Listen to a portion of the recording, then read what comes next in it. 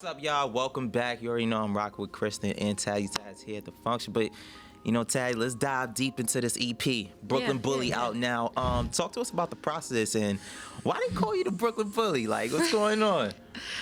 Okay, so I have to give a props to my old manager because he actually came up with the EP name. Cool. Chris. Okay. A lot of people just call me the Brooklyn Bully because I'm very aggressive. I don't really play with people like that. Like, don't play with me if I don't play with you. So That's the energy right there. That's period though. Like, Period, I don't okay. like since middle school and high school. Little quick story. 13. One of the reasons why I started music, I got jumped. I'm sorry. So from that, I was on some don't play with me type of time. So everybody just called me aggressive, but I'm still genuine and sweet if you really, really know me, But you just can't like show that face all the time. People, You got to fill people out before you really give them that side. I'm not just, hey, my name is. I gotta feel your vibes first. Right. But, so that's why the name was called Brooklyn Bully. I released it November 2020. It's got 5 songs on it. Mm-hmm. Each song is different emotion that I came with. A lot of people call me a drill rapper. I can somewhat see that part. I'm so much more than a drill rapper because, to be honest, I don't really be even doing drill like that. I have a Caribbean song that I just did that's about to come out soon. An Afrobeat song with Afro Nation artist or whatever called Jags. Dope. Mm-hmm. Like, I be working, so... But yeah, the Brooklyn Bully is out. 2 singles is gonna come out for the summer. One is gonna be called Freak, and the other one is gonna be with a UK drill artist. So stay tuned for that. I'm breaking, okay? She said COVID made me into a monster. Okay, yeah, cool. No, for real. That's dope. Speaking of like music projects, with you having, KAMMC Consulting, you also, provide like many outlets for like artists, that they can have. Right. So when those national media outlets hit, they have a lot of work prepared. Just talk to us how that came about and some of the things that you offer.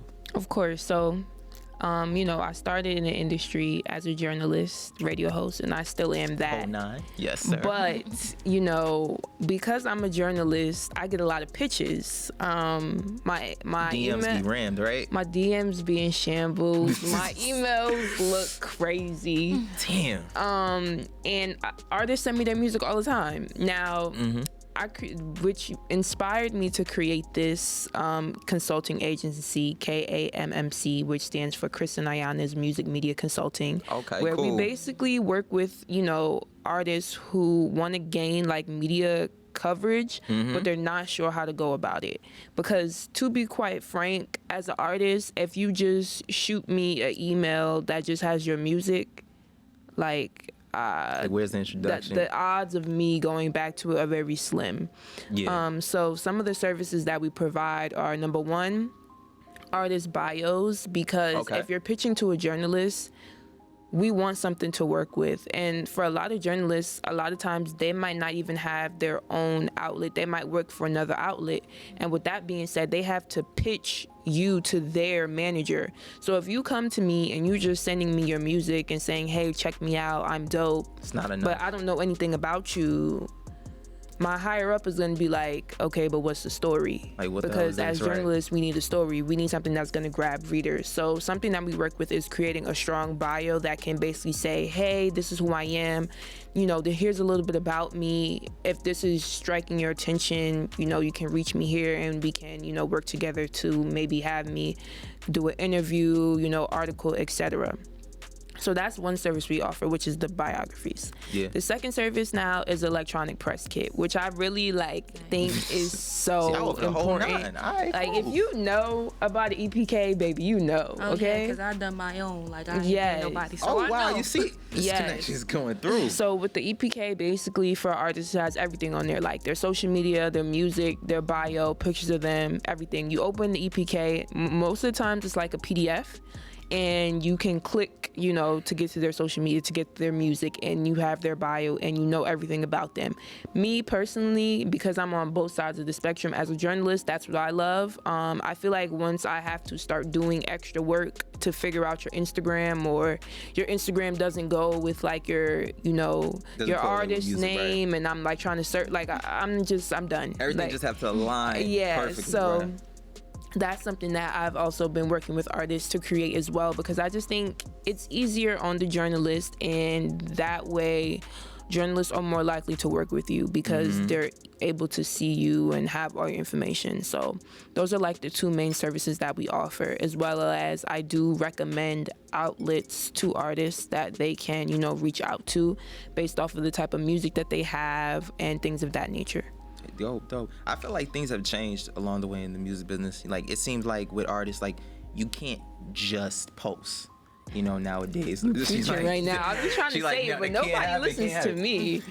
Yeah, I mean, like, 'cause let's be real. Like, you can't just post. Like, if you're expecting to obviously be global, worldwide, if you're just posting and there's no marketing material behind it, it's kind of like you just limiting your reach to the following you have. And is that X amount of followers actually supporting you, actually listening to the music? Right. And I say that all the time because, okay, say for, your artist coming up, you got like 5,000 followers on Instagram. Cool. You post your song on Instagram, you post it on your Twitter, maybe your Facebook. Yeah. That's it. like that's you're limiting yourself. Like, that's literally the only reach you're going to get. I think, and there's so many independent outlets out there also. I feel like for a lot of artists, they want to go to the big outlets off rip, and that's not how it works. Like, you're starting out, you're coming into the game, but you want to be on BZ.com off your first single. Like, the reality is, like, that's just not gonna happen. Yeah. And I think for a lot of artists too is that you gotta know that sometimes these people that are in charge of these independent media outlets or have these smaller publications know people in bigger outlets. For example, I have my show Black Talk Radio, but people don't know that I worked at Power 106 FM for months, which is LA's #1 for hip hop station. So you went, was this during the school year? Yeah, I did the semester in LA and I was working there. So, and I still like one of my closest mentors does the midday show for them out there. Okay, cool. So yeah, I would just say I'm really big on networking across, and I think that is super duper important. Okay, cool. Definitely agree with everything. Now, you want to chime in on that? Because it seemed like you possibly went through that as well. Yeah, I mean, well, first and foremost, I would say, especially for the New York market, like, it's just limited. Oversaturated. Oh my God, they don't want to go nowhere, and that's why I appreciate my HBCU so much for just expanding my horizons. Like, because it's not a bigger market as New York, because the school's in PA, right? Yeah. But it's like, also, like you mentioned, like marketing, like, and like she mentioned, you can't just put your videos on social media. You have to market. And then the biggest pet peeve I have with New York artists is that I feel like I know you're going with this. I know you're going with this. They put their music on somebody else's page. Oh. Like on YouTube. To get the views, I understand, but at the end of the day, how is that benefiting you? Like, when is the money gonna come in your pockets? It's gonna go into that YouTuber pockets. Like, why don't you invest in yourself like you do everything else? Yeah, we're not gonna mention certain things. We're not gonna mention certain things. Okay, cool. But yeah, I definitely agree. And I definitely agree with the smaller outlets as well. Like I said, I work for the Diva Files, which is a HBCU online magazine, but they work with, the BET Awards, Rolling Loud, things of that nature. So I connect myself in different places as well. Like, I'm very smart-minded. Whatever I do always connects back to my music. You found our way in. Like, okay, cool. So I definitely agree with the networking for sure. Like, you just never know who you might meet. That can put you in a better position. So I definitely agree with that. Yeah, it's just always about, conducting yourself as professional, showing people, what you have, because you know, it's always the saying, stay ready so you don't have to get ready. So if somebody asks, oh, you do music? Yeah, let me send you my YouTube channel. Let me let you know the name on streaming platforms and so much more. So I highly agree with both points as well. Cool. Let's touch up on this beatbox freestyle. I ain't gonna lie, you bodied it, you know? I appreciate that. You know, it's so funny when I put the and you was eating it as well. You was like, hell, I'm gonna eat this. We gonna enjoy it. Well, I talked about tacos in my freestyle. That's the reason why I had tacos in there. But yeah, I saw everybody doing the beatbox challenge. Everybody kept telling me, do the beatbox challenge, do the beatbox challenge. I'm like, I done seen this challenge for so many times. I don't even think people gonna want to watch mine. Like, I done saw 100 different versions. On social media itself, right? Yes. I'm like, no, I can't. But then I was like, you know what? I'm gonna do it. And I just got in the studio. I recorded 2 days because the first day I wanted to keep it very brief, very light. They was like, nah, you gotta add more. You was going crazy. Oh. So I went in there and just added more. I put the preview out on, first of all, I put it on Instagram and went crazy. That's the most shares I ever got on any one of my videos that I ever did. It went crazy. Like, I think right now it's at 700 shares. That's no promotion. That's no organic. Yeah, organic. Yeah, and then I got like almost 3K views. So that's cool. That's cool. And then I took it to YouTube, market that. 4K views. My subscribers definitely went up and stuff. You know, good. Still building. But what I can say is it's on my actual YouTube page. And that's what I'm proud of. Instead of putting it on other people's page. Because you can be quick to say, oh, I got 100K views, I got 50K views, but you put it on somebody else's page. When you're able to put it on your own page and people like the views and stuff correspond to another outlet, that's dope. So that's great. That's great. I love that. Yeah. That's great. Kind of want to you know, slightly shift gears a bit. You know, see, it's so crazy how you guys are both communication majors, media, everything. No, it's just I everything. I should have knew because you said journalism, but yeah, everything correlates. You know, you kind of ran into a little situation, social media. I will say, my apologies when I seen you on my social feed. You know, the reason why I wanted to talk about it because you know, what can you know possibly you know future journalists do? You know, watching this thing like. How can I prevent that from happening? Because it seems like you work so hard to really get these interviews, get this press, and then that situation. So just briefly, you know, just speak about it and just the page got deleted? No. Oh no. Hi.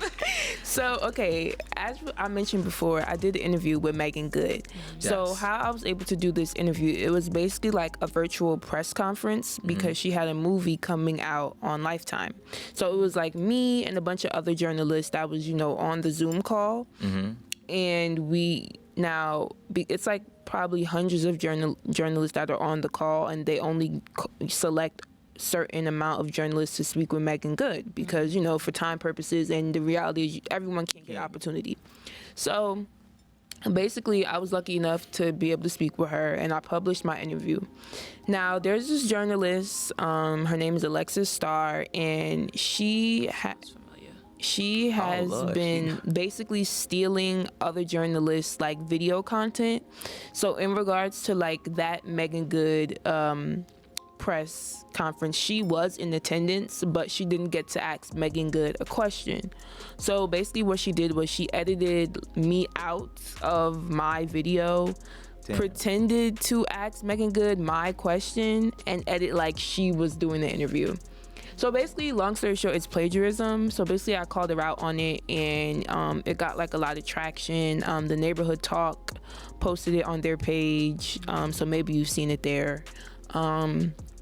Some other like smaller outlets as well. And really my reason for sharing it was just because I feel like use your voice, right? And I feel like at the end of the day, and this kind of goes back to what I said earlier about staying true to yourself and not doing things for clout because just because of celebrity. Like you can't be like that desperate for an interview that you do something like that. There are plenty of times that I've attended virtual press conferences for, you know, award shows and things of that nature, and I didn't get to ask a question, and you know, that's okay. Be grateful that you're able to even be in that space, right? When it's your time, it will be your time. So I definitely encourage journalists coming up to just remember that.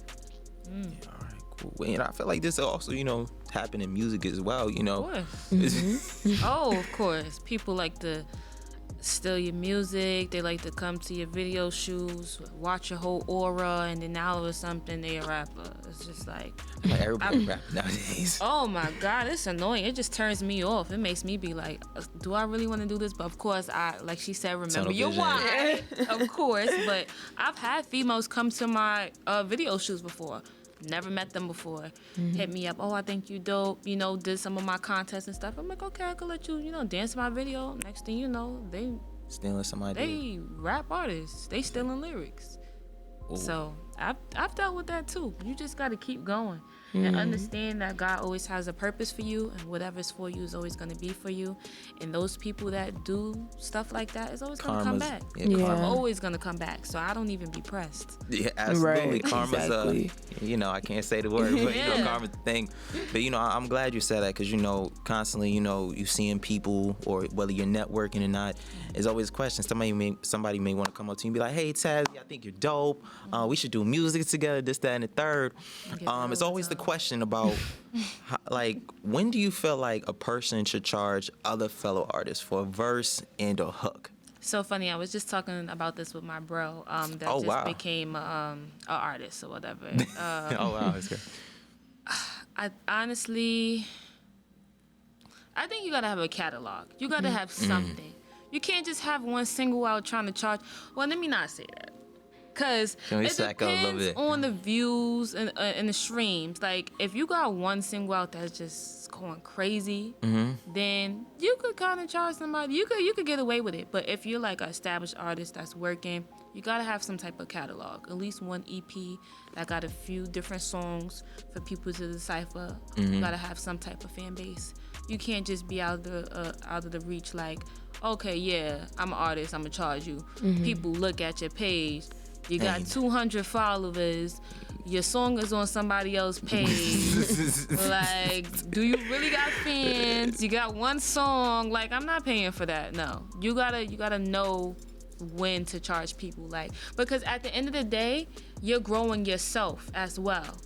You gotta know how to work with other people. It's not always gonna be you. You know what I mean? So you got to take that time to grow as well. So you could do, like, for me, example, I did one feature on my EP with this Philly artist. His name was Bees. Really dope. Yes, heard that song. My bro. And then after that, I did a feature with Weather Park and my bro Jags. And then I might do a female feature. And then after that, I'm charging.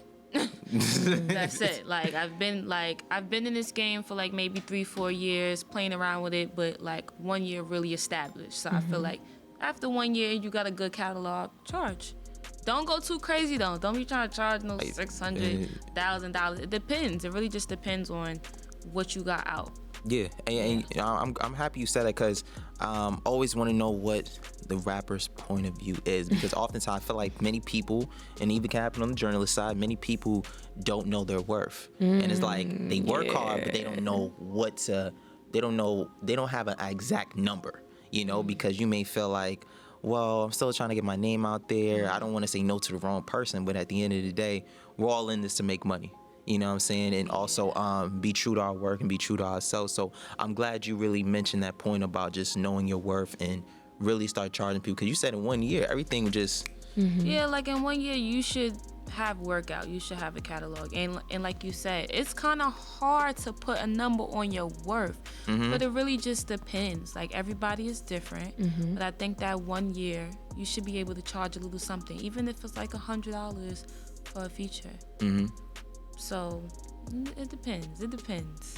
Right. All right, cool. I think that was a good point for sure. And, I feel like, that's good that you said that, because artists should know their worth. And I even believe that sometimes when it comes to like artists and like journalism, I feel like artists be on the cheaper end of things. Like, they be trying to do like the cheap way. Like, you can't get free promo. Like, Yeah. You can't gotta work pay. like that. It really be, oh my gosh, I love, your radio show's website. Like, I would love to promote my music through the ads that you have, and then you tell people pricing, and it's like, whoa. Yeah, I'll get back to you on that. So I don't know. Yeah. I won't lie and say that I haven't done that before, but I had to, like, as you grow as an artist, you have to realize, like, you have to invest in yourself. Everything is not going to be free. And let's be honest, if you have talent, people are going to come to you like, yo, you're dope. I want you on this show. I want you, I want to promote you here. So you're going to get your chance. So don't be cheap. Don't be cheap, artists. Don't be cheap. All right, cool. Well, listen, we're going to take a quick break, but up next, you about to hit the stage. It's about to be fun. I can't wait. So keep it locked and stay tuned. Yeah. Yo, that was a dope segment.